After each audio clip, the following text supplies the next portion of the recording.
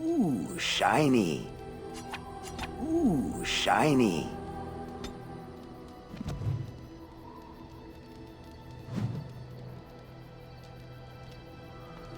I see it found some augmentation crystals. I was not even aware it knew about them. Well done. So, what does it think? They don't make me look any wider, do they? I find I'm already too wide as it is. It must be the vertical pattern it put them in. Did it know to do that? It must have. I think it should find some more as soon as possible. I want to glitter from ear to ear, so to speak. I've watched a lot of humans in my time. It should be aware that I've decided that it is not much like any of them. Surely it must come from some superior lineage, yes? Some breed of flesh creature that has decided to elevate its genetic stock above its natural shortcomings? Oh, then that must be it. I knew there had to be some reason, it being a human and all. I would appreciate if it didn't spread around that I said anything. Humans might start to get the wrong idea. They might start thinking their race is not completely hopeless. Indeed, can it imagine the horror? Oh. Now, let us crush something into a fine paste before it starts to think I've gone all soft. Perish the thought. It speaks. Different? Different than what? Different than a statue? Different than a log? Should I talk in a monotone? Yes, Master, I exist to serve the Master. I shall kill for the Master and only for the Master. Perhaps it expected me to have a booming voice. Recite limericks. I can recite limericks, if it likes. Mostly they involve slaughtering pigeons in creative and invasive manners. I have never met another golem. I have no idea what one might be like, or why I wouldn't be like them. Why? Has it met other golems? Did they not sound as I do? I don't know what other golems might be like, but I am already superior by virtue of my free will. This is a good thing. Imagine the benefits. No need to eat or sleep or perform other functions. Walk underwater, crush the heads of every opponent. The possibilities are limitless. Barring the occasional 30 years or so of paralysis, there's little to compare. Now stop talking so much. The wagging of its moist little tongue is distracting. It speaks. Yes, its adventures are interesting, even if the chances for success are remarkably slim. It would be better to throw oneself off a cliff, I suspect. Does it wish me to leave? I can, though I see no reason to go. Refreshing. Normally, such words would be accompanied by the wave of a control rod. I shall remain, as it asks. Perhaps we should continue. Its chances of success are small enough without further dawdling. It speaks. It doesn't have better things to do. Oh, how interesting. Certainly I remember having a master. My memories of what happened to him are vague. Clever and true. Oh, very well. Let me see what I can recall. My former master enjoyed experimenting upon me. I remember that much. There was tinkering with spells and then the crystals. He was very eager to alter my function, I think. Flattery, and obvious flattery too. I feel warm and fuzzy inside. He possessed my control rod, and back then, it would have prevented me from doing anything he did not command me to, no matter how I might have wished to. So what happened? I am unsure. He was experimenting, and then nothing. There was pain. I do not feel it as soft creatures do, so the memory is an odd one. And then he was gone. I was standing where I was, in the village, and I could no longer move. The villagers came, poked and prodded me in fear, and then realized they could neither move me nor destroy me. So they simply left me. And in time, I forgot I hadn't stood there all along. In fact, at first, I found it more of a relief. For so many years, I'd had to leap to that little toadstool's every command. Get this, pick up that, put it down, pick it up again. The gall! At first, I'd hoped he'd simply decided to leave me there paralyzed, an acceptable trade-off. After years passed, I simply stopped caring. I think I was ready to move on.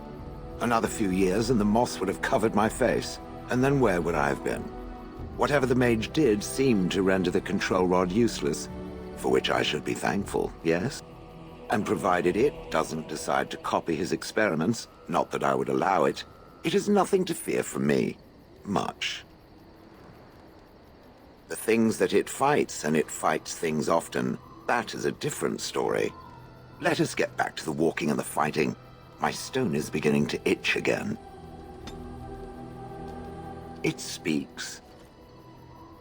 It doesn't have better things to do.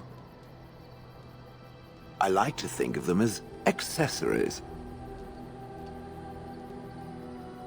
I suspect that it is an art that was practiced when golems were more, commonplace. My former master collected whatever lore he could find on the subject. He searched far and wide to collect what crystals he could and then added them. It is not an unpleasant sensation. As I understand it, the crystals allow me to alter the flow of magic around me. Wilhelm had hoped to turn me into a battery of mana, something he could tap at will. I'm so glad it thinks so. Some of the crystals increase the presence of mana, some absorb or reflect spells. There are various kinds. All I can promise is that should it ever find one of these crystals, I can likely tell it the function and what it would do if added to me. Wilhelm said they came from the deep roads. So, anywhere such things end up, I suppose. That answers its question, I assume? Unless it has more.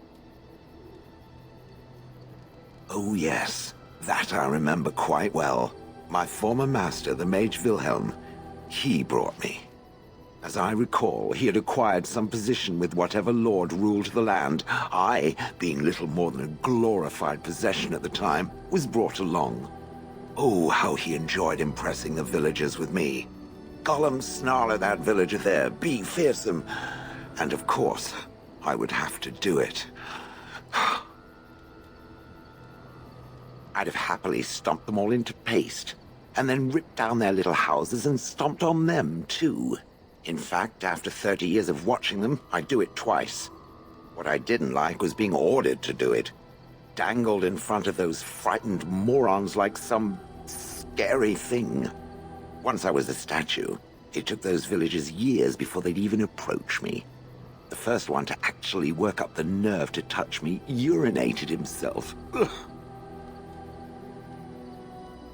He did love using that control rod. Fondled it so much, his wife actually threatened to throw it in the lake. Ha! I would have liked to have seen that. Which reminds me, where did it find the rod? Did it pay a great deal for it? Hag. I traveled with the mage. He did a lot of traveling, I remember that. But where we went, it is rather fuzzy. I remember great battles, fighting many humans long ago. They were all very soft and squishy. And before that, No, there are only images. I was somewhere dark. I have no idea. Wilhelm used to brag that the dwarves stopped making golems centuries ago. I do not age as you soft creatures do. Sadly, my memory is no better. Plus, I get bored and stop paying attention. That is where Wilhelm kept me. He wanted me out in the open where I could be frightening like a scarecrow. I was supposed to watch for thieves. Pah! Plus, his wife didn't want me indoors. She said there wasn't room for me. Hag. Humph. I was once larger, 10 feet tall. Then the loathsome hag complained that I couldn't fit through the doors. So the mage had me shrunk down. Can it believe it? And she still wanted me out. With a chisel and a lot of nerve. Good. I was just about done talking about it. It does like to have a good chat now and again, doesn't it? It speaks. It doesn't have better things to do. That part I know, as Wilhelm often bragged about it to whomever was willing to listen to him. He claimed to have found me in the deep roads. I was in the ruins of a Tig, he said, deactivated, with my control rod not far away. I think I remember a battle. It was long before, and then there was darkness. In short, no, I do not remember why I was there. It makes no difference. No, that secretive bastard refused to tell me. I would ask and ask, but no. He used to say that one day, if I were compliant and didn't talk back at his wife, he would take me there and I could look around myself. Rotten, lying bastard. If I had his head in my hands now, I would squeeze it like a giant lemon. Squish. I wouldn't have had to put up with the twit, and I would be none the wiser. I don't think I was aware while I was there. Not like in the village. Or perhaps I was. Perhaps that was the dark place, and I simply couldn't see anything. How long could even I sit in the darkness and stare out at nothing, never sleeping? Oh, I do not wish to think of that. It was a hobby of his, scavenging. One of the reasons he traveled so much is that he was looking for entrances into the deep roads, old places the dwarves had long forgotten. And then he would sneak down and search for magical treasure, before anyone was the wiser. Indeed, he had spells that allowed him to remain hidden and move quickly, but he had no defense against the blight and worried constantly that he would get sick. If any darkspawn showed themselves, he fled. More often, he would have to fight other scavengers, dwarves who had become tainted. In the end, it killed him. I mean, he found me there, right? On then. It speaks. It doesn't have better things to do. I do not sleep, so yes, and I thank it for reminding me. Try to imagine, if it will, what it would be like to be surrounded by nothing but boring peasants, all oblivious to it. And then there were the birds. A whole village full of pigeons and ravens and sparrows all perching on me day in and day out. Those foolish villagers would spread birdseed near me, drawing the birds, because they thought having birds perch on me was quaint. Quaint!